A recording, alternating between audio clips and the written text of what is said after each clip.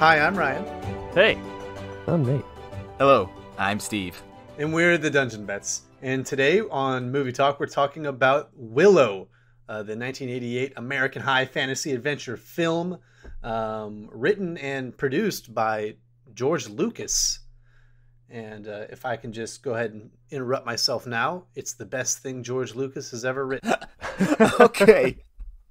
But we're going to look at the movie and look at it through a lens of how you can bring it into Dungeons and Dragons 5th edition. How you can look at the story, and if you're a DM or a player, how you can use aspects of the story and characters to bring into your 5th edition adventures, or I guess any other role-playing game. This is going to be a spoiler-heavy spoilers. Review. This came out in 1988. It's older than I am. Oh, yeah, no spoilers. It's 1988. we don't have to say spoilers anymore. I mean, there's it doesn't an matter. expiration date on that. What's the statute of limitations? Yeah, statute of limitations. Thank you. But what we normally start off is we normally start off rating the movie. Let's start off with Nate, because I know, Steve, I think you have a controversial opinion on the movie.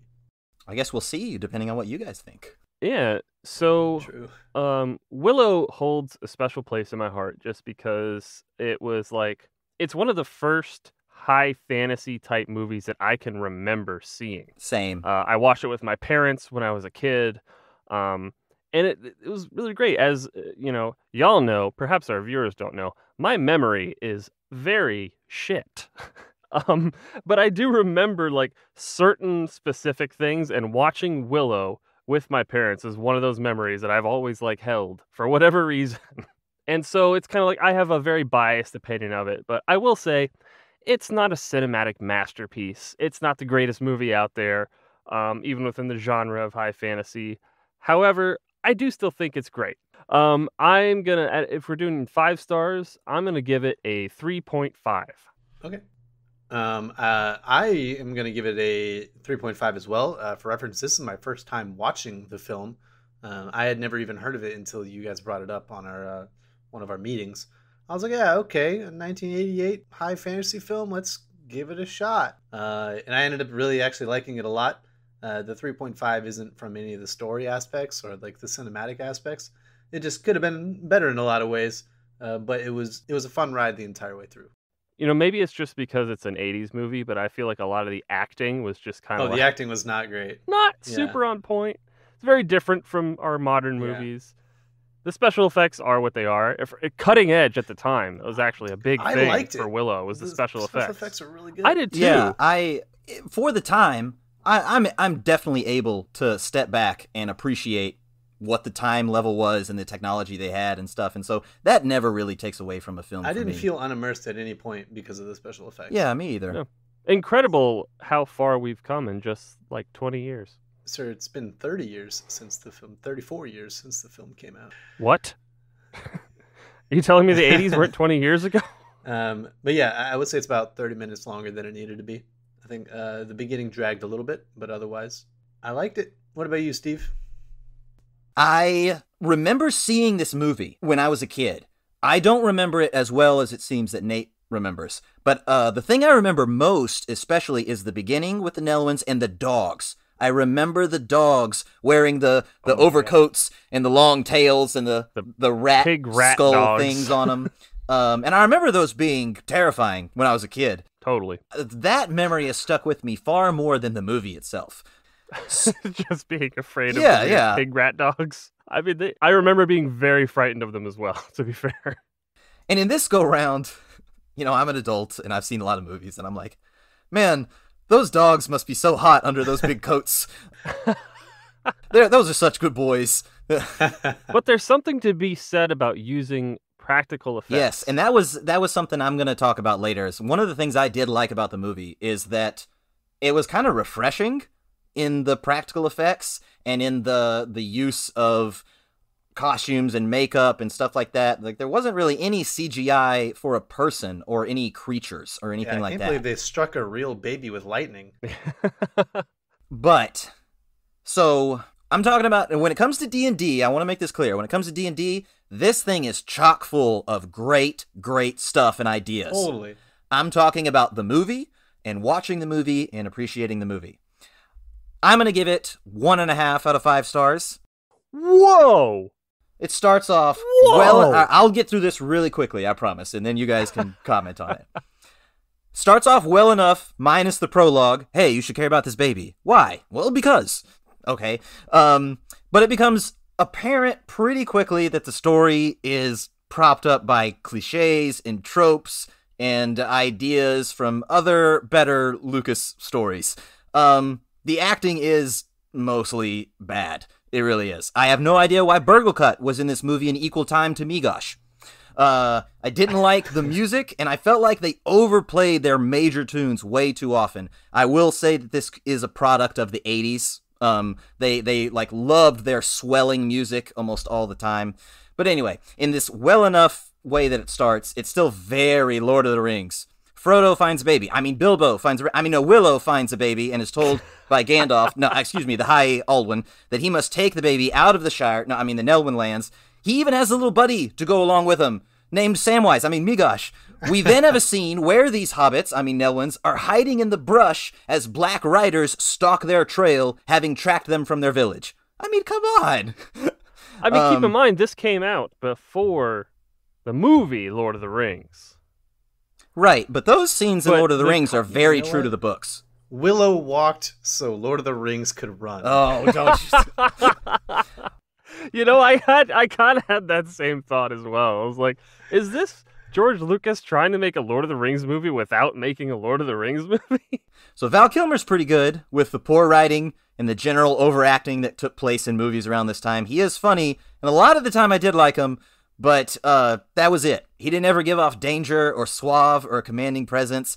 This is what he gives me all the time. Hey, got you good, fucker. Like, that's what it seems like he just oozes to me. I don't even want to talk about Eric because I hate him, his storyline, and his acting so much I just want to pretend he never existed. I don't wish the brownies didn't exist. They kind of grew on me, but I do wish they were dead. I think I hate you for this episode. Never mind, by the way. Never mind. Migosh wishes he was Sam. Fuck Migosh. There were some good action sequences, like the fight on the wagon I really liked, but overall, the action, the choreography was bad. The execution was often bad, and I thought the editing was also often pretty bad. I hated every second of the shield sledding getaway. Hated every second of it, especially the literal snowball that Madmartigan got rolled up in. That was so fun. This is a fun movie. This is a real fun movie. When they get at Tir Asleen and Madmartigan sets up a bunch of traps, this was like fantasy Home Alone. That's what it was. It was a fantasy Home Alone sequence. Why would a catapult traveling 30 degrees be any good? It wouldn't. Willow walked so Home Alone could run. Where are all these places? Galadorn, Nockmar Castle, Tir Asleen? Are they within an hour's march of each other? Because it seems like it. Why not just kill the baby instead of banishing it? Every door looks like it's made of plastic. And the second worst part of this movie is Sorsha. Acted just fine, but written utterly terrible. Telegraphed from the beginning that she was actually good when everyone else was bad. Then the queen is told she's going to betray you, and she's like, I trust her loyalty more than yours. She only carries 4 arrows the entire time on her back. 4. That's it. But I guess it's fine because he never once see her use the bow. She only needs to carry it because she's a woman warrior in the 80s. And then she was going to kiss Madmartigan. She just fell for Madmartigan right away. Oh my god. I would have fell for him if he said that to me. Dude, he's got that fairy dust charm, man. Oh, no. She's then upset later after getting kidnapped that Madmartigan wasn't actually in love with her, even though, of course, he wasn't. But all of that was enough, in the end, for her to fall in love with him and betray her mother and kingdom. Just a terribly, terribly written character. Has anyone ever written poetry for you, Steve? It has quite an effect on you. If they did, it probably would have been just as bad as Madmartigan's had they written it for me. I thought it was pretty good. And the single worst part of the movie is this line: "Win this war for me." Oh, Eric. Yeah. Oh, that was so fun, What? dude. I don't think that's so bad. I had to pause the movie and be like, ah, and like ripping my shirt. I was so... Listen, you said it, but you gotta really keep in mind, this is the 80s, these tropes are not so played out at this point. Like Nate said, it's not a cinematic masterpiece. You're watching a fun movie. And I'm the one who hates Star Wars and George Lucas, but I loved this. Steve, how do you feel about The Princess Bride? The Princess Bride is much better than this. I will agree with that. However, I think these are very comparable in the sense that, both are just, fun movies. You can't take them too seriously, But you just enjoy the ride. It's just fun. It's entertaining. It's a great comparison to make, too. We could compare the parties from Willow to the party from Princess Bride. Mardigan and Wesley. Episode idea. Yeah, that's fun. That is going to be a good one. That's pretty cool. There was entertaining parts, but I had to pause the movie several times. I eye rolled so many times. That's part of the fun, in my opinion. I smiled the whole time. It was great. You're sitting down to watch, I can't say enough, it's an 80s movie. You know what you're getting into. You sit down, you watch it, you enjoy the ride. I don't know. There are other movies from the 80s that I feel like aren't quite this bad, this cheesy. Other high fantasy movies, though? Okay. Fair enough. All right. So let's talk about how we can take inspiration from the film and bring it into D&D. So, we recently just covered Lord of the Rings. So a lot of the same ideas are being thrown around here. But with Willow, I feel like certain things are done better. It seems like the Nelwyns, for whatever reason, are a part of this kingdom, or maybe they're in between two kingdoms, two human kingdoms. There's not a whole lot explained. We don't have a whole lot of context for how these different cultures and races, I guess, interact. You don't entirely need that when you're DMing. It's the party is not going to grill it depends on the party. You guys grill me sometimes. But they're not going to be like, what's the deep lore? Who founded these people? Why do they exist here? You could just have a group of halflings that live out together, and they prefer to be amongst their own people rather than assimilated into the human areas. Yeah, we get a little bit of how they're treated by the Daikini, the big people, well. Yeah, not well. They're not, they're kind of looked down on, literally. And yeah. Well, those little, just what you said with Daikini, those are the words for either the humans or just what they call each other. That's really great world building, Totally. Halflings. Yeah, they did it very subtly. Humans. But yeah, this is a Daikini child. And I wanted one more note on the movie. I think Willow and Warwick Davis pulled off more realistic things that characters of small stature can do compared to Lord of the Rings. But Warwick Davis running around, jiving on the front of the that wagon and undoing the pin or grabbing the reins, it's hard when things aren't built for your size. I always thought the hobbits were a bit too strong. I think an orc could probably grab a hobbit by the arm and throw him. I think a lot of that comes down to just the physicality of the actors themselves, because they were all actual little people. Right.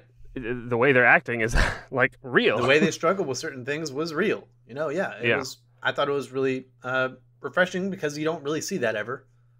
And as far as the Nelwyn lands, or the Nelwyn village, or whatever it's called, great setup, because all we're getting is a one-shot version of it. If you're in D&D and you just have a one-shot, couple scenes to sort of set the setting, I guess, for this area, there's not a festival going on, but the wizard is picking an apprentice, or maybe he's not picking an apprentice.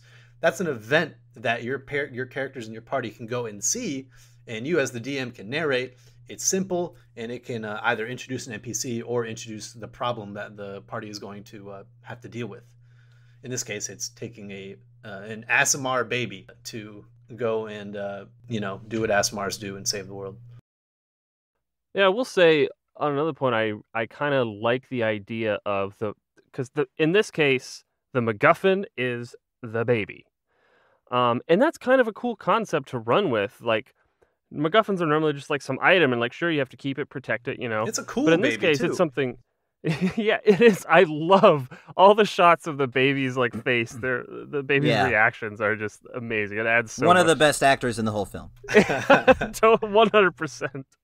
But yeah, having a living thing as a MacGuffin, especially a baby, like, so not only do you have to like protect it, keep it safe, but like you got to figure out how are we going to feed this baby and keep it, cared for and things like that. And like, not necessarily raising a child, but well, I mean, you kind of are. Yeah. There's way more that goes into a baby than a ring that you just slip into your pocket. You can't do that to a baby. You have to keep the baby quiet when you're hiding, disadvantage on stealth checks or whatever, something like that. There's way more that goes into it. I do like that it is established that this baby is not just a baby. It is the reincarnation of somebody.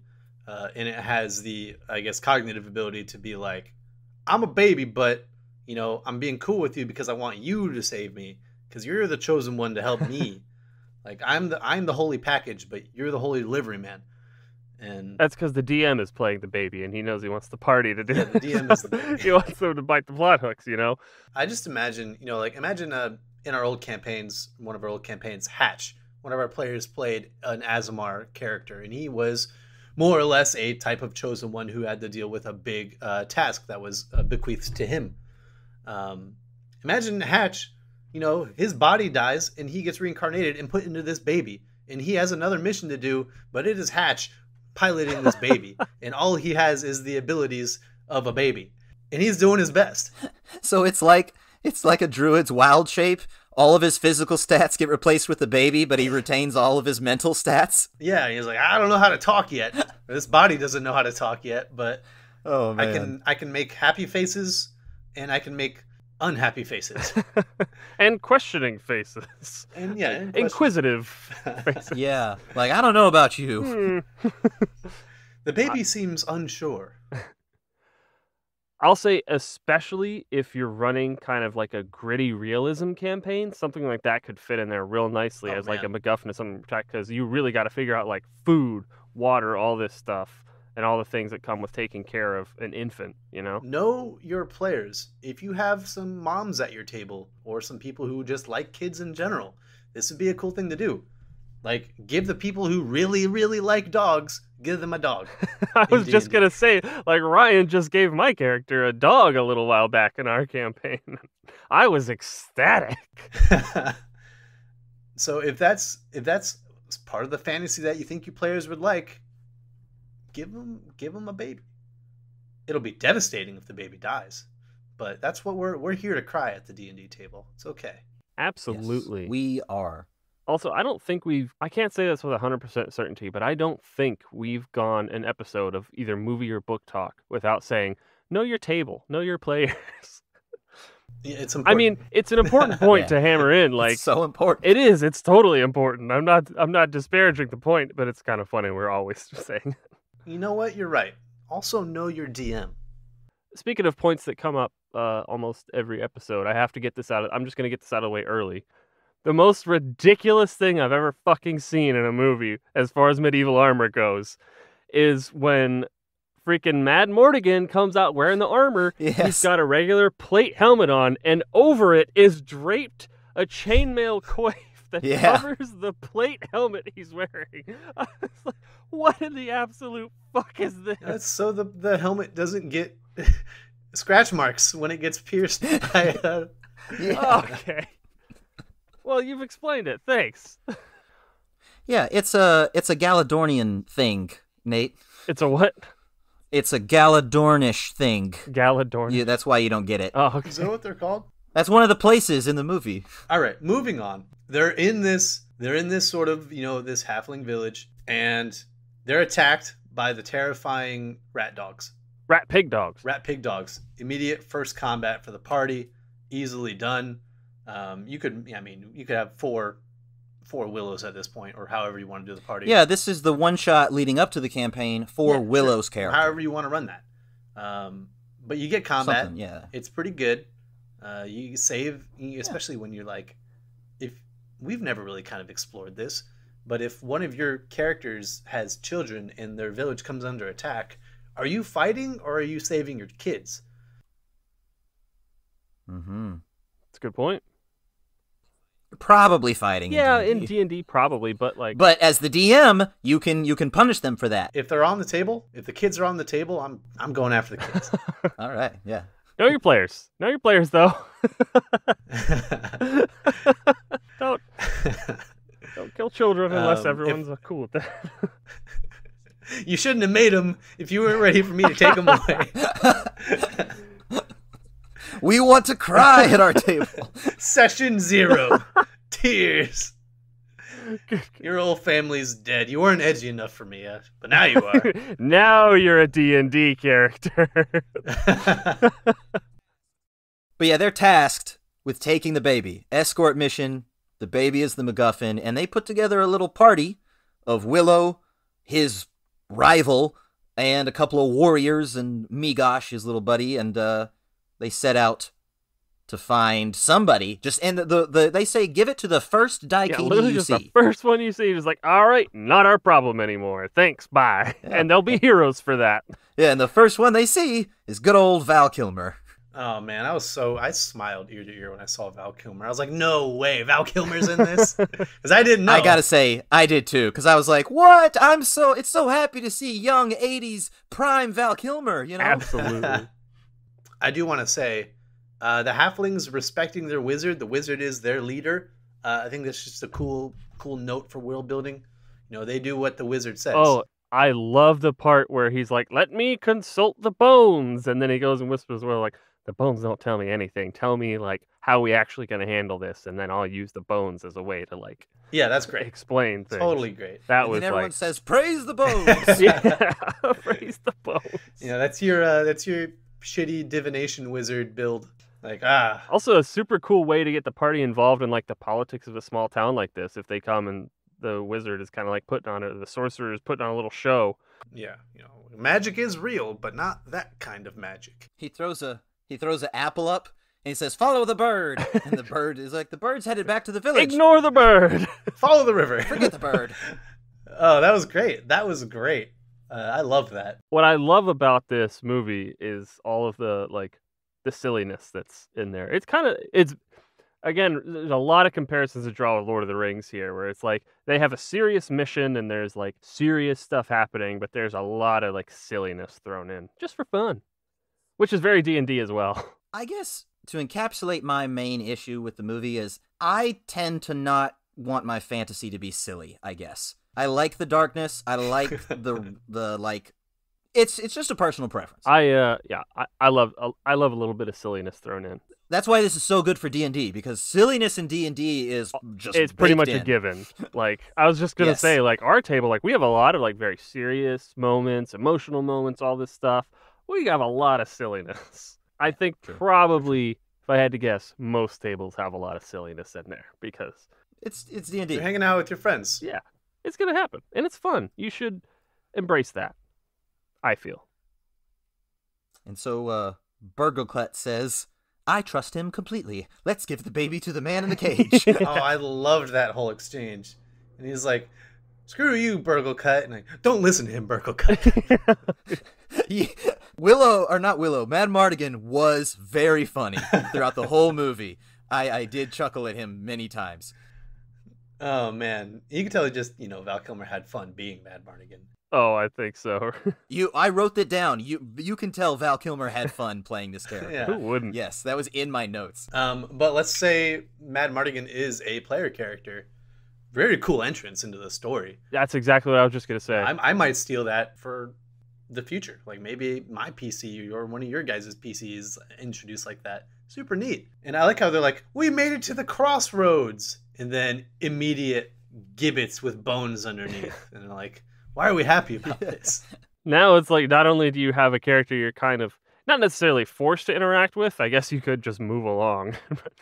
But it's there and it's very likely that your party is going to interact with them. And now you already have this like reason to question them on their backstory a little bit, which is like, how did you end up here?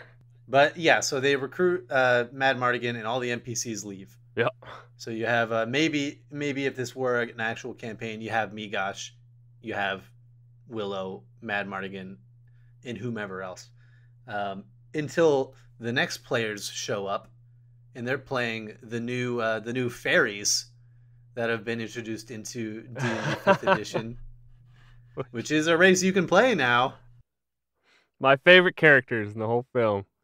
The The brownies. fucking brownies. Man, shuddered. I went like, what did you call them? It does sound a bit. It's harsh on the ear. It is harsh on the ear, because they're already throwing around slurs and stuff.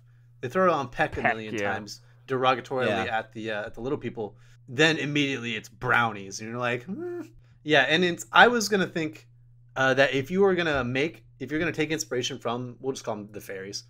If you take inspiration from the fairies in Willow, I wrote down that I'm like, these could also just be goblins. Like, they fulfill lots of mischief and whatnot. Like, I wouldn't be surprised if instead of fairies, you just had goblins and they were ruled by a fairy archfey type thing. The whole time I was watching this, most recent time, I had it in my mind of the goblins in our current campaign, where they're kind of silly, they're mischievous, they have funny accents. It's like, these like, you could just put those in here. Like, yeah, I think it was a pretty natural fit. They fit the just mischievous little scamp creatures. When I watched this as a kid, again, one of those weird specific memories I've retained through the years for no discernible reason. My dad freaking loved the brownies, especially the point where he is stumbling around and he falls into the barrel of beer, and he just comes out. He's like, beer. Oh, he yells, My beer. dad would go around quoting that for weeks after we watched the movie. It was really funny. Yeah, they definitely hit a certain type of humor that I'm not sure is around as much anymore. But yeah, it was enjoyable.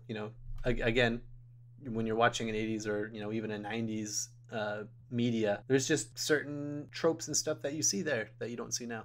In most cases, for better. Yeah, in most cases, I would say, yeah. Yeah, and so I don't know how exactly this would happen in D&D. Probably not how it happens in the movie. But in the movie, Willow and Migosh do eventually give the baby to Mad Mardigan. They release him from the crow's cage. And they say, all right, we'll give him to you. And then they go off and immediately see the baby being carted away by these brownies and a hawk. I loved how the brownie was like, turn left, you stupid bird. I stole the baby. And this is when we're just talking about the queen of the fairies, Cherlindrea, I believe is her name. And this is where they're officially tasked. So maybe in D&D, Mad Mardigan is still here? Yeah, the quest isn't probably give it to the first Daikini you see. It's probably get the baby to the human kingdom where it belongs. I mean, you could theoretically as DM be like, okay, that's what you've been told to do, but the first person you run into is obviously not going to be a good caretaker for it. And so you kind of leave it up to the players there to make the decision. But that can be a pretty big risk as a DM if you have this whole plot planned out, Yeah. So maybe the DM did take too big of a risk. The players gave it away, and they're like, the DM said, oh no. All right, on your way home, you see a bird carrying a baby. It's the same baby. And the players go after it. And now the DM's like, okay, this baby is the special princess that's going to defeat the bad guy. You have to take her all the way to Tir Asleen, not to the first Daikini you see. And now the players go, oh, okay, all right, well, we will take this challenge. We will do it. And then immediately when she's like, the baby chose you. See, watch. Immediately the players would be like handing the baby to other people and see what it does, and then taking it back.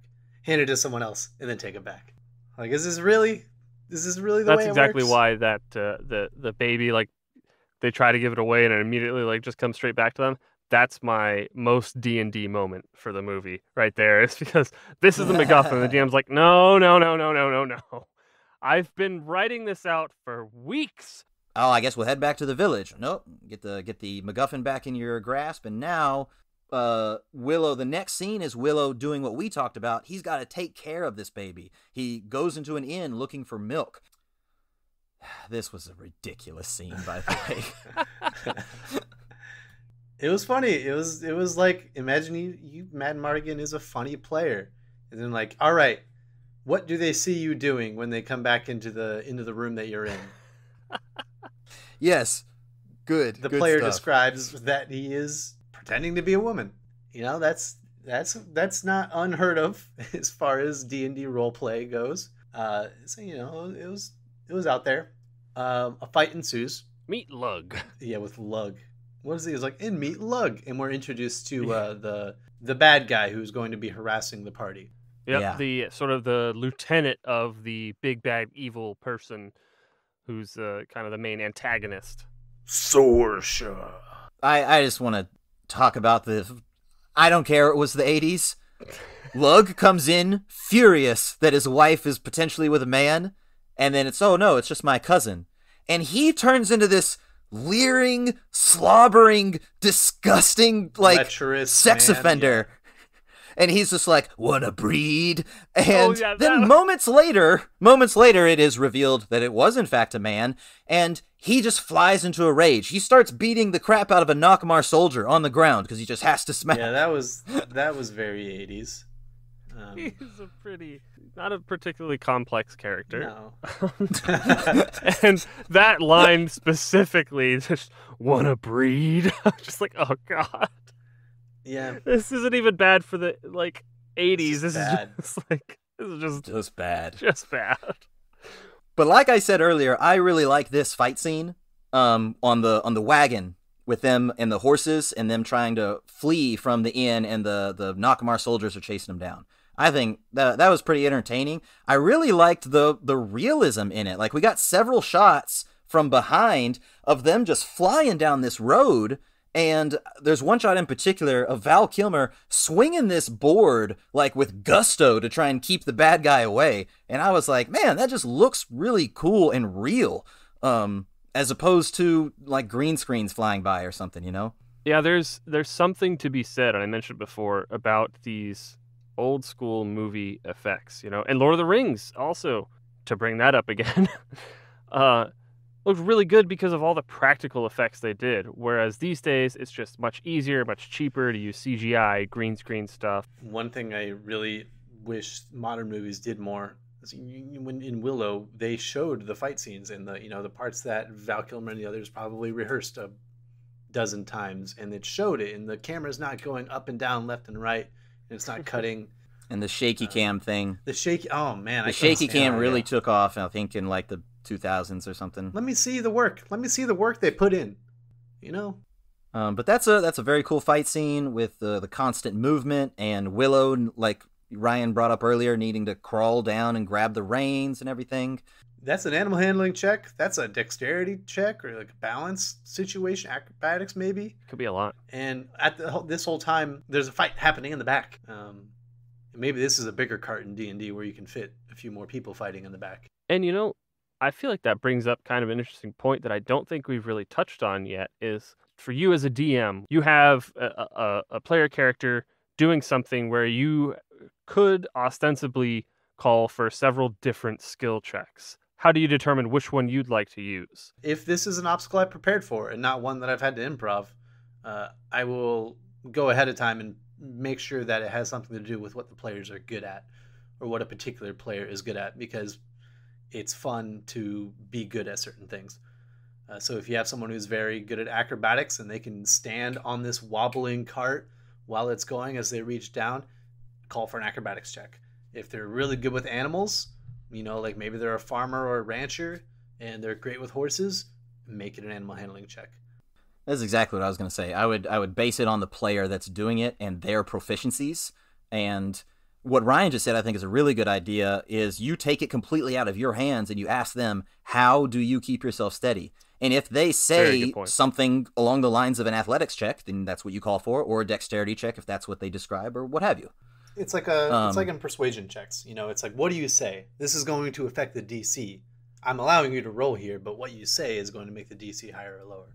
Like for me, for skill checks, I would say like priority 1 is just like what applies here, and then 2, I would have said just like, what applies to this character? Like, what do I know they're good at?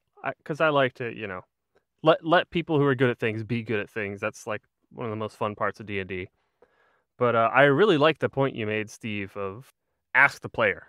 Let them really determine what they're doing and what skill check really applies to that. That's a really great They point. may say something dumb for their character. Like they're high dex and they decided to do it athletically or whatever. And that's their choice, Let them play through the consequences of their choices. I plan to do 10 pull-ups Absolutely. in 6 seconds and then jump up and muscle up onto the horse.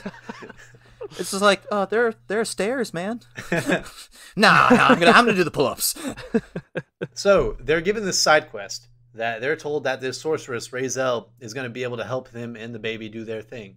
So the brownies will say, "We'll take you to Razel because that's what our boss said to do."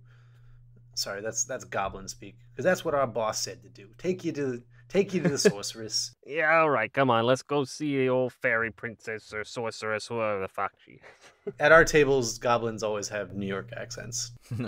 That's just a given. Somewhere from the Northeast. So we meet the Boston goblins. The goblins. They're wicked smart. Gablin. But they go to this island where Razel lives, and Mad Mardigan's like, "Peace, I'm out of here." But maybe in D&D that doesn't happen. But they get to Razel, and they're like, "She's an animal. She's been polymorphed. She's not able to do what we're asking her to do." And then this character acts as a mentor for the wizard levels that are within Willow's capacity. But this is a big problem when your party is like, "Okay, we need some help. Here's where we can go get some help." And then it turns out the help needs help. The help needs help. The help needs help. You might have like sighs or groans at the table, but But it's a great way to launch a secondary arc. In this case, relatively short format. They kind of just bring her along while they're doing the main thing, but that could be a whole secondary arc before you get to kind of your main thing, is kind of figuring this out. Yeah, maybe they are already aware of some kind of ritual that can help them, and you just have to go and gather the components for it, and you come back and you do the ritual, and she's able to help you. Or maybe you have someone who's like, "Yeah, I've got proficiency in Arcana. That means I can cast any spell ever." And you get someone like that, and you give them the wand, and they're like, "Well, let me just..." And turns her into a different animal. Hilarious. The DM gets to have a different voice for that person now. Yeah, I do love how her voice changes with each animal. I personally really like the idea that it's not a side quest where they try to get Razel back to normal first, but they have to bring her along with. And so this is, when she's an animal, you just control it like it's a familiar, like it's somebody's familiar. What do we see? We see like a squirrel, tree rat type of thing, a bird, and then a goat. Like, all of these things have stat blocks in D&D, and they all have unique abilities that they could somehow contribute something to your party. So I would be very interested to see how a party tries to use this little NPC familiar type animal that they have to accomplish things. How do you reckon you would use the goat? The goat has a thing like the wolf where when it makes an attack, they have to make a strength save and get knocked there you prone. Go. So like maybe it's a combat thing, and we do see that from the goat. I use it as bait. We're hunting a wyvern. But it's a powerful sorcerer. Well, okay, if it's a familiar, I'll use it as bait. If it's a living person. Yeah, I feel like as a player in that circumstance, I would want to be like very careful with how we use this. Oh my god, at the end where Willow is like finally able to do it and turn her back into a human, she's a tiger for a moment. I'm like, keep her as a tiger. The same thing. I was like, nope, that's good. That's good. Stay there. Stop concentration. Stop it. Break your concentration. And then maul Queen Bavmorda to death with a tiger. Tiger would have been busy with all those pigs. But okay, so they get Razel, and yeah, Mad Mardigan doesn't leave in D&D. He also gets Razel, and basically the exact same thing can still happen in the movie, where they get attacked by too many Nockmaar soldiers this time, and probably a cool combat sequence in D&D, but you get captured. And that's okay. You can get captured. Yeah, it's something you definitely want to use in great moderation. There's definitely a good and a bad way to do it. And I've been part of adventuring parties where we have basically got TPK'd and then we wake up later and we're like, this felt bad. We didn't like how that felt. It's kind of difficult to do. It's helpful when one of the party is like capitulating, like, hey, okay, can we surrender? Put me in handcuffs. Please don't kill the cleric who's, already at 2 death saves down. Like, save him and I'll surrender. But, a lot of times the players are like, if the enemies don't run, neither am I. I think it's important to 2 things especially, I think, which is one, just like you said, give them the very clear opportunity to capitulate. Yeah, maybe they're asked to. Like, Yeah. are you sure you don't want to surrender? And 2, make it clear from the beginning that this is an overwhelming force that you are very unlikely to be able to beat. If you're lucky enough to be in a situation where you've knocked down one of the players, have the boss, maybe he's like standing over them, or he's got like a cudgel or a sword pointed at them. Is like, surrender or else. Like, Yeah. yeah, that would not be a terrible way of doing it. It'll still feel bad for the guy who got knocked down, but at least the whole party doesn't feel bad. It's tough. That's why I say, like, if you're gonna use it, definitely like Sparingly, yeah. Yeah, very sparingly. Don't end every session with your characters being knocked out, and then we pick up next week and they're captured again. Anyway, the Nockmaar soldiers show up and they're captured and brought up to. Are we already up on top of the mountains? Is that where we are now? They get taken up on top of the mountains after being That's captured. a very long trip. And it's shown with a short montage of Willow being dragged on behind a horse, and then Mad Mardigan picks him up. That's a pretty D&D moment right there. Yeah. I didn't think of that before, but I'm thinking about it now. It's just like little characters sit on top of big character shoulders all the time in D&D. Absolutely. And these the brownies are still with them, right? Yep, I believe so. How did they tag along? I don't think so. I think the brownies were left by the lake, and they followed. Oh, that's right. You might be right. And they show up in front of Mad Mardigan and Willow like, "Hello, we are here to save you." Oh, yes, because they end up picking the lock. So not a total TPK then. 2 players get kidnapped, and are we calling the brownies players too? Yeah, we'll call them I'd players. Why reckon not? so. They're kind of with the adventuring Cool. party the whole time, more or less. Split the party. One half is in a bad way, and the other half is now on a rescue mission. That's cool. Yeah, I was gonna say, have we ever done that? I don't. I've done it in other campaigns I've run. I had 2 characters in jail, and I had set up this entire thing, this like dungeon basically of the jail that they're in, the prison they're in, and the rest of the party, which is 3 other people, were gonna go and basically just jailbreak them. And then at the point in which they're like, okay, we're gonna go at like 10:30 at night, and we're gonna go and try to do this. I was like, what are you guys doing in jail? They end up breaking out like 6 hours prior to that. And then the timelines are all messed up. The party is split by time and space. And I'm like, oh gosh, this is nuts. And then they go in, they're like, we're here to save you. And they're not there anymore. They broke out hours ago.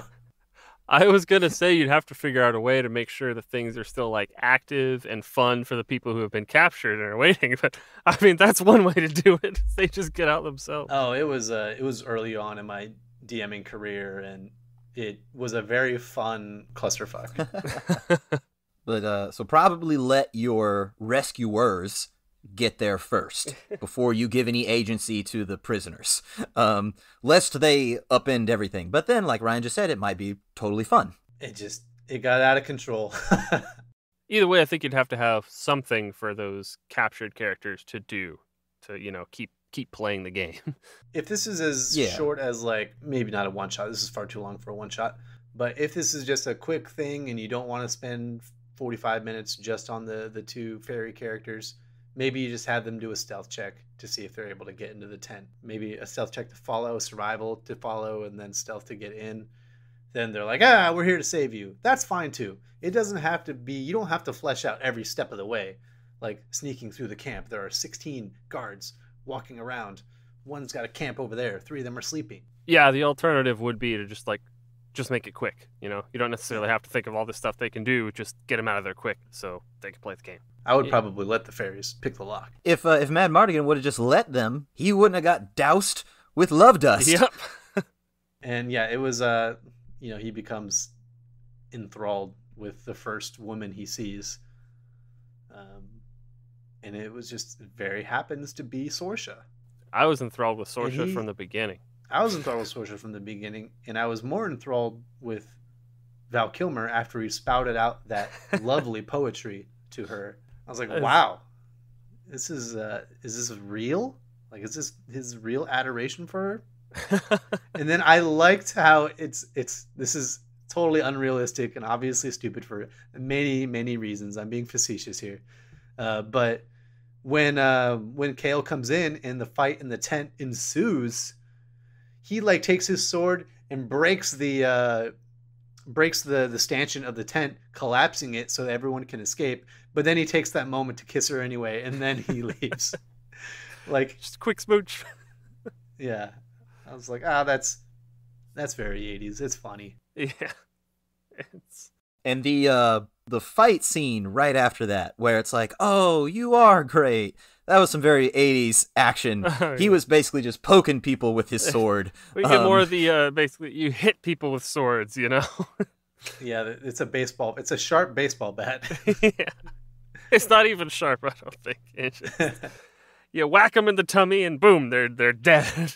That's It's like touch football, but it's touch combat. Yeah, it's like guns in movies. Unless you're important, one shot will do you in. Exactly.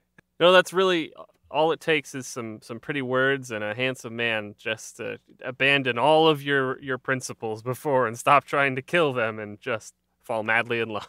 This is probably one of my biggest scenes that I think I just did not like in the movie, but I think is wonderful in D&D. Good stealth checks that need to happen there. A really hilarious moment where one of your players falls in love with the bad guy out of their control. Played really well by Madmartigan's player. Very well.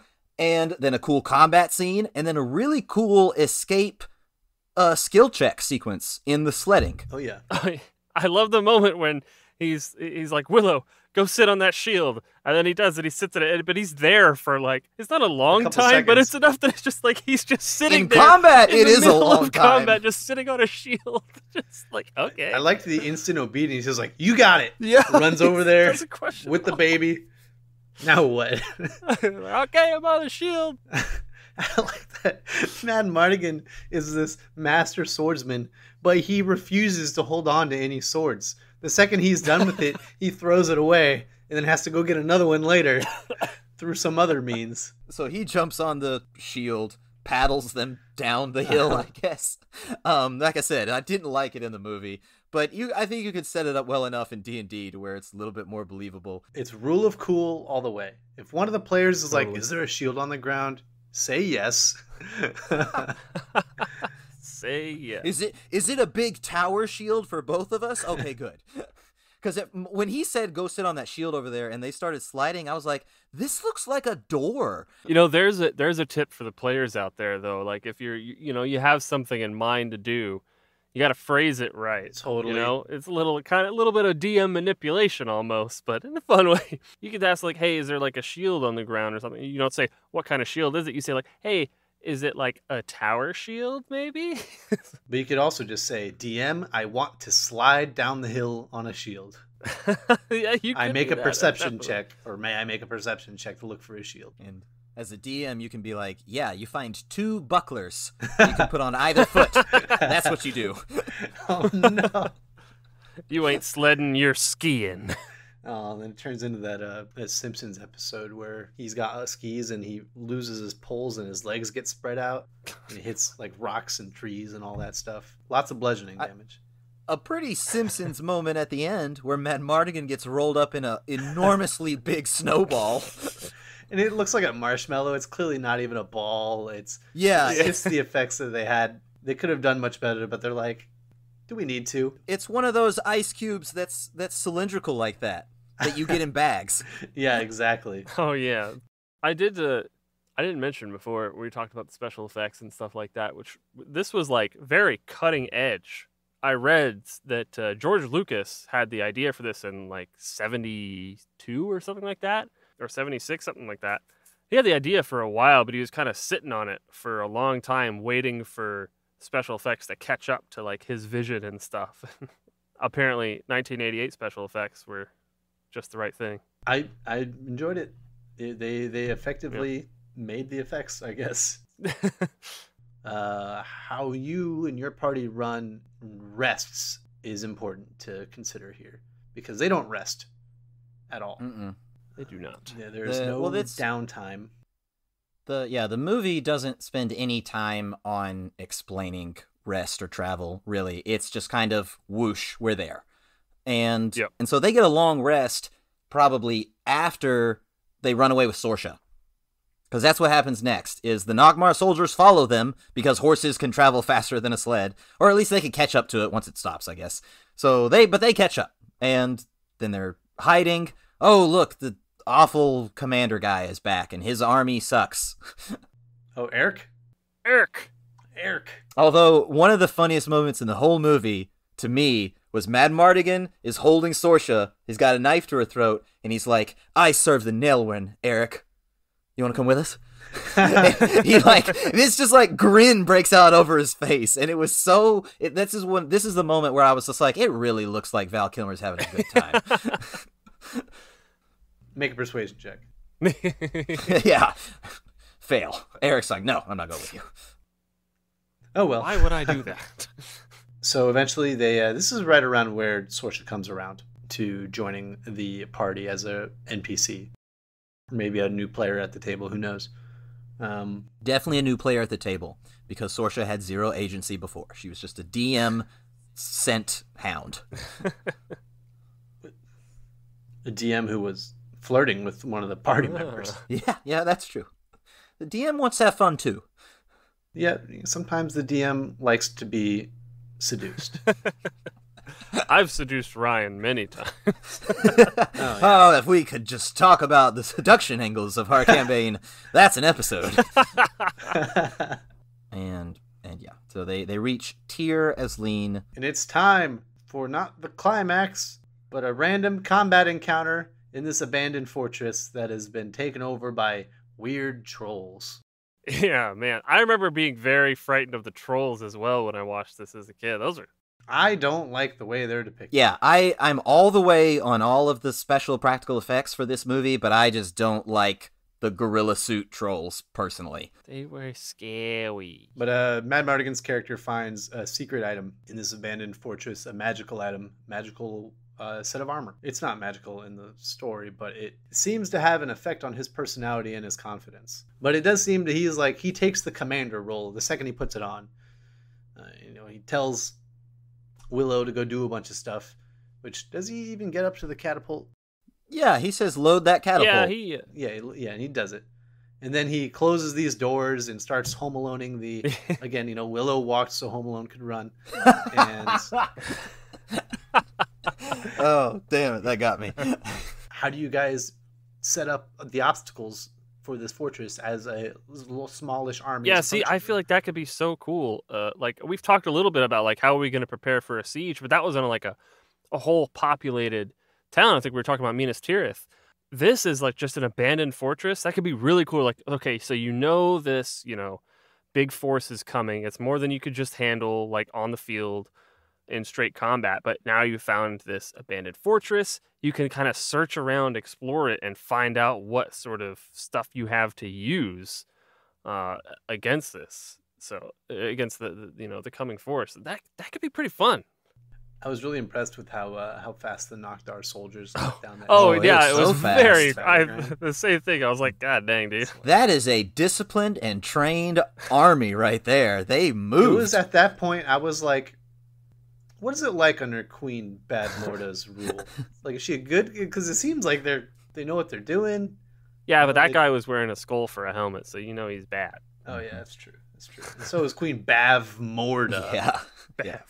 They do have, so they lock the doors. They have to build a battering ram, and this is what gives you the time to set up your traps. And I think, didn't like it so much in the movie, but in D&D, I think this is very cool situation. And as the DM, I think that you provide them, because this is an abandoned fortress, there's lots of things around, and you're like, this is what you see. You can make use of just about any of them. Probably don't have time to set up all of them, so it gives them the choice about what types of traps they want to set up and things like that. And there would probably need to be, in this combat sequence, I see them constantly retreating to previous lines of defense. And I kind of like the idea also of giving them more time than we see in the movie, because I do like the concept of this abandoned fortress being infested with some kind of enemy, some kind of monsters or something like that. Why is it abandoned? That you have to take care of first. But I don't think that would be good to have happening concurrently with, like, the enemy already banging at the door, because that would be, I mean, maybe it could be for like a high enough level party or something like that you really need to throw something at, but that would be very difficult to handle. I agree with you that it would be very difficult, especially because there's only 2 players in there. Oh, yeah. And that's like the main problem. If there was like a squad of players that also had some NPCs with them, maybe so. But if there's only 2 and they already have an overwhelming force outside the walls, and now there's an equal number of bad guys inside the walls, and they're like special types of bad guys, yeah, it could get pretty hairy for them, and they could just get overwhelmed. Yeah. So in this scenario, Willow is not really fighting any soldiers. He's fighting a troll that he's confronted with, and he has his wand still. However, he's still not mastered the wand. There is an item in D&D. I love it so much. It's called the Wand of Wonder. And it is a wand that you roll a D100 on, and then there are so many different things that can happen. And there are plenty of things that can happen when you have that wand, and you can even add to the table yourself. Like maybe you add different spells because you don't like that it can cast darkness. Maybe you say it can cast polymorph to a random animal, and it turns this troll into a gibbering mouther baby, and then he punches it in the water and becomes a hydra. I'd almost say give it to a player character that you know is going to be very cautious with it, because otherwise you just like you're using it all the time. It could get a little hairy, could get a little overplayed. Yeah, this is a wand that is capable of casting fireball. Maybe there's a guy 5 feet in front of you and you're like, I have to do something or I die, and you you cast fireball. And we've seen that happen in campaign. Probably the most highlighted moments, I think, of our D&D playing time together is when Soren cast fireball on himself. It's just, I hope this wand works. And you actually, you captured that moment. Yeah, you know what? That's worth mentioning. That scene will be available at some point on our dungeon blog. Because I really enjoy writing out certain D&D scenes into a prose-like, chapter-like sequence, like you would see in a novel.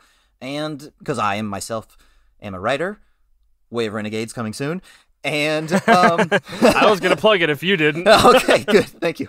And so that you guys will be able to read about exactly what happened. We've had a lot of really fun, exciting, or silly moments, and Steve has a wonderful way of capturing them and presenting them in a really entertaining way.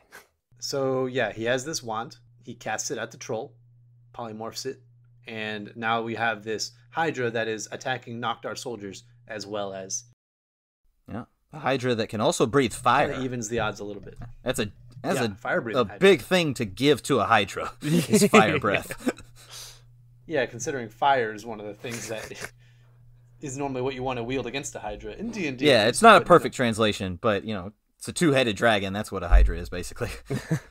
It gets a little silly once the hydra shows up. Because there's that scene where they all run out the gates and Mad Mardigan looks over and he's standing next to Nockmar soldiers, and then they're like, get him, and he runs back in. And, is that a moment where he's kind of among them and everyone's just like, oh fuck, hey, get that guy. Yeah. And but yeah, the battle ends, but the battle ends with General Kale taking the baby, Elora, and fleeing and getting away with the MacGuffin. You have all failed. Yeah. Indeed. Now you gotta go after it. But Kale's gotten away. Yeah, and so now we finally, at last, get to the... At this point, I was like, all right, can we get to the end of the movie, maybe? A couple times I was like moving my mouse to be like, how much longer we got? It does, as much as I love it and it has a special place in my heart, it does drag a little bit. I agree. I kind of agree with you that it could be about half an hour shorter, probably. Especially at the end. These 2 battle sequences should have been combined somehow. Perhaps so, yeah. Yeah. For a movie, Yeah. For D&D, battle all night long. Oh, yeah. If a session runs long, that just means you, as a DM, have less prep to do. I mean, kind of. It's an interesting way to put it. I like that. Yeah. But, Ryan, I am immediately struck by what Nockmar Castle looks like. Because you asked earlier, what is life under Queen Bavmorda like? And it's just like, oh, it's like Mordor. That's what it is. It's rocky, it's smoky, and the decor is all black. Queen Bavmordor? Oh. Once again, Willow walked so that Lord of the Rings. Man, George Lucas is a visionary. But they, this sequence was kind of odd. Convoluted, I would call Yes. Let's chase after them. And they all get there, like, in a day. Saoirse has officially switched sides at this point. Watching Mad Mardigan fight turned her completely. And me. Same. Tell you what. Especially when he popped out of all those hay bales with 2 crossbows. He's like, ha, ha, ha! Oh, yeah. And then he dipped into the sewer. I remember when that happened, I was like, I should watch Tombstone again. And Bavmorda, she is powerful. She gets right to business. Pigs! You're all pigs! You guys are pigs. Then once Razel gets turned back into a person, they have the old man fight, but with old ladies. And they start throwing each other around with magic. At least they do a little bit more than just throwing each other around. I don't know. Yeah, I think Bab Morda could probably take down Gandalf. At least put more pain in him. I do want to say, everyone who was on watch at Nockmar Castle should be executed. That's kind of harsh. Razel turns every single, I don't know what to call them, of Eric's army, seemingly one at a time, turns them back into humans. Okay? And then they're somehow, like, avoiding detection. They're running about the tents and getting in there, and they're making a plan in the shelter of the tent so that they can't be seen, right? So it's a secret. Mm-hmm. But the plan is, we're going to go get all the horses, which who knows where they are, because we were turned into pigs, and we're going to get them into these holes we're going to dig, and we're going to charge up out of them when we know that they're going to just bolt out of the front door and leave the front door wide open. They had to have collected the horses and gotten them into the tents, and then knocked all the tents down onto the ground. No tents were still standing. Everyone who was on watch should be executed. They're either traitors or incompetent. Maybe they don't like Bavmorda either. They fight pretty hard. That's true. Listen, everyone in the 80s was kind of dumb. All right? All of our parents, Steve, they were just morons. Just during that decade, though.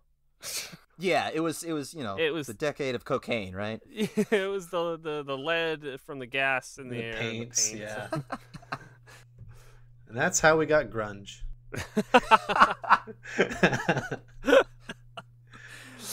But yeah, they sneak in. I want to talk about old man fight versus old lady fight. Which one was better? Old lady fight. Old lady fight. Okay, totally agree. Oh. We made a big deal.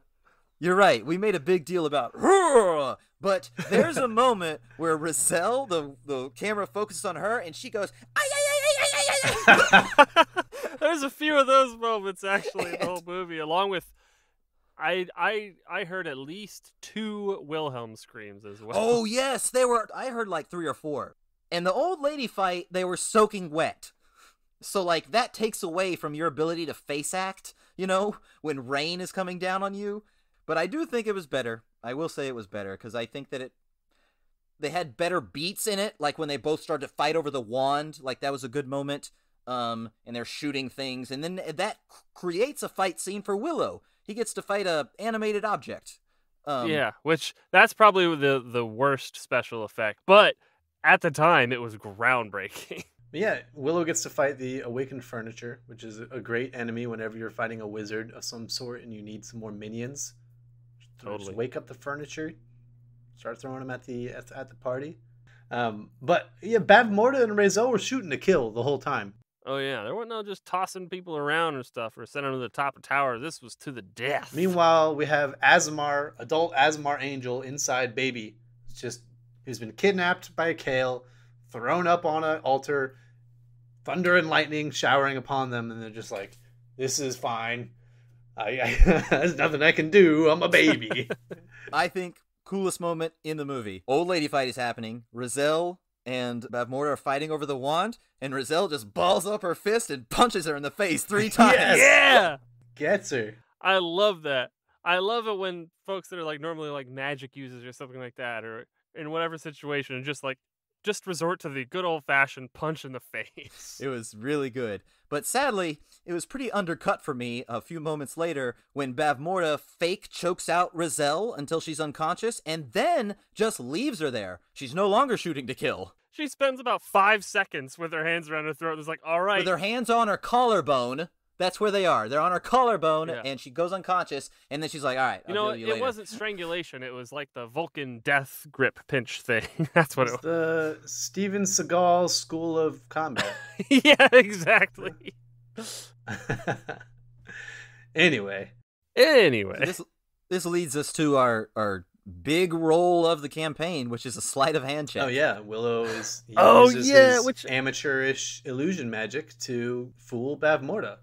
Yeah, it's just my disappearing. He's so picture. genuine about it. I love that little that callback to the beginning of the thing. It was amazing, and the fact that this fucking all-powerful sorceress, Queen of the Land, just falls for it 100%.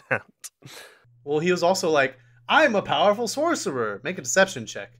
And maybe she's like, I don't totally believe you, but maybe you are. And then you disappear the baby? Now Bavmorda has a problem. Well, so right before that, I think part of the persuasion or deception check is when he throws the stone acorn, and Bavmorda does a pure power move. And at first, I was like, what a horrible 80s sequence. Because she had to reach for it. He didn't hit her. She had to reach for it, and she caught it. And I was like, well, that was nice of her. And then she's just like, rah, gets dust out of her hand, and she's like, is that the extent of your powers, little one? And I was like, dang. God dang. Yeah. All right, Bavmorda. But she believes him, and he's like, well, what about this spell? I want to do a sleight of hand check. And the DM doesn't roll the perception for it. He misses it. And that's cool. If a player in my game did that shit, I would remember it for my entire life. That would be so fucking amazing. And so I had to read about this, by the way. I went and read on Wikipedia what happened to Bavmorda. And what is written in Wikipedia is that she spilled the potion, and that completed the ritual. So she banished herself to the 13th night, or the whatever. The Shadow Realm. Shadow Realm, yeah. Exactly. The Shadow Realm. Man, if that ritual didn't take all night to complete, you might have been able to do it in time. Yeah.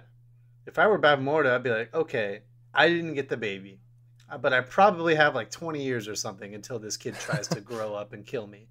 Nope. 3 days later, the baby comes and gets you. Have you guys gone and checked out the trailer for the new one? No, I have not. I only just saw it it's earlier on today. YouTube. It's gonna be a Disney Plus series. And is Warwick Davis in it? Yes, he's absolutely back. Oh, that's amazing. I'm gathering that he is that Allura has grown up, and that he is now working with Allura in the same way that it was with Sorsha and Manmardigan. I also anticipate that Bavmorda is going to show up, because it just seems like a perfect thing to do. The ancient evil from before is also going to come back because she's in the shadow dimension, not actually dead. Yeah, she is a Disney villain. Yeah. Totally. Big Disney villain vibes. Well, we've reached the end of the film. Willow is able to go back to Hobbiton, his village, and everyone's happy to see him. And I just like Warwick Davis is smiling this entire movie, sees his family, he's like, get the fuck out of my way, I need to go see my family. Shout each other's names a bit while they're running towards each other. Yeah, I was like, oh, okay, it's still cute. And they embrace. Boom. Movie's done. And they live happily ever after. Until Disney gets involved. Yep. No happy endings. Not when the mouse is involved. There's just perpetual happy pauses. I forgot to mention this, but I really, really liked, I might even steal this in my own stories one day, the concept of his wife, Kaya, giving him her hair in a braid that she cut off. I loved that. I thought it was beautiful. Yeah. Yeah, that's where Tolkien got the idea to give the hair to Gimli. That he got it from Willow. Believe it or not. So we've been talking about this as if it were kind of like a campaign or a session or how that would go. I am of the opinion, and I'm kind of always thinking about this, because I think more from a player's perspective for the most part when I'm thinking about D&D, because I'm mostly a player. I would look at this as a really, really neat way to get a long and very fleshed out and eventful backstory for a level 1 character.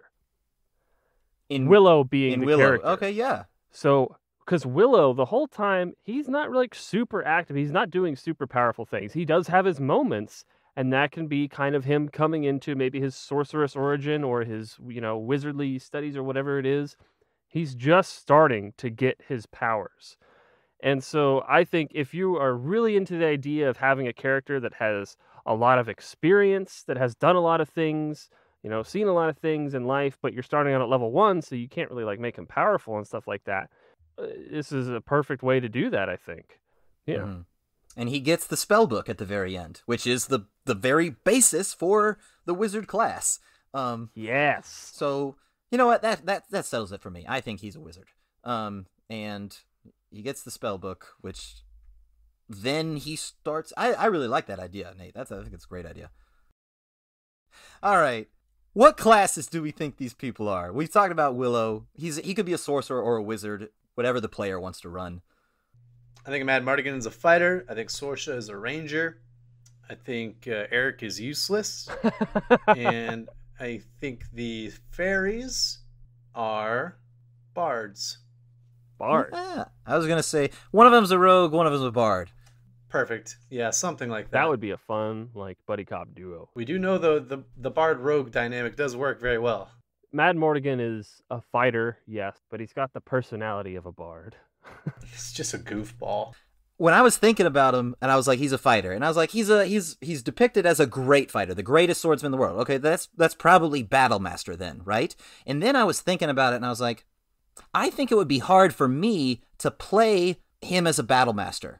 It would be really unique to have a Battlemaster that is kind of like scatterbrained and loosey-goosey like Madmartigan is, but I think he's just a champion. You think he's just talent, but not skill? Exactly, and when he's just bashing these guys and touching them with his sword, that's a nat 20. No, that's him rolling 19s. Or 19s, yeah, it's one of his versions of it, and he's just like critting.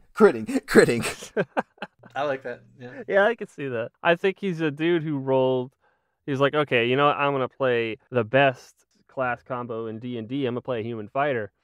And so, but I rolled really well in my stats or something, or I have like a whole bunch of, let's do charisma. I want to be a fun fighter. And he is a fun fighter. He is a fun fighter. And fighters are fun.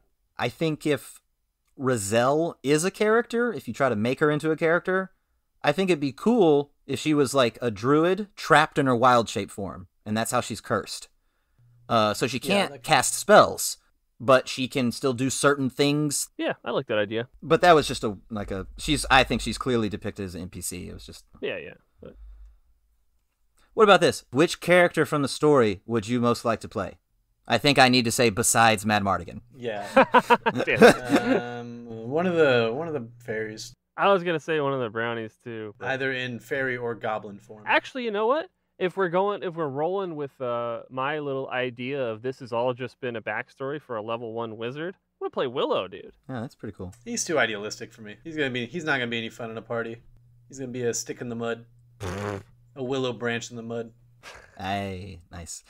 I think that when I came up with this idea of Rizal being a character but trapped in a wild shape form, I thought that was really compelling, and the movie spends no time on it. It's really disappointing, but when she is finally turned back into a human... Oh, that was so sad. We're introduced to the fact that, and I remembered her saying earlier, I'm a young, beautiful sorceress. I thought she was just kind of being facetious. No, she aged, and now she has to, deal with the fact that it has been so long, and I was like, that sort of drama internally would be a lot of fun to explore. Yeah, absolutely. You think you'd play Rizal? That'd be interesting. Yeah. Or Kale. Kale is the only competent person in the story whose competence doesn't come from plot armor. Comes from his skull face armor. Well, all right, guys. That'll bring us to what was the most D&D part of the film for you guys. It's our last question before we cut out of here. What did you say earlier, Nate? I already said mine, which was when they originally tried to get rid of the baby, the brownies steal it and bring it right back. And so It's like, no, you can't get rid of the MacGuffin. This is the whole point of the plot that I have out for y'all. You got one, Steve? I got a couple. The first one, I think, is introducing and then the party releasing Madmartigan. I felt like that was a supremely D&D way to come across a player, and then the party decides let's let him go and let's let him come with us, basically. Almost inexplicably. Yeah, almost inexplicably. It's almost like they know that this is a PC. Yes. So like, okay, we got to get him in the party. I also thought of that, and that's a very, very D&D. The other one, or it's actually two, but they're kind of the same thing. Mad Mardigan getting doused with love dust, and he falls in love with a sleeping enemy. That's really funny, and that's really cool. But even better is when the fairy is accidentally doused with love dust, and he falls for the first creature he sees, which is a cat. Oh, yeah.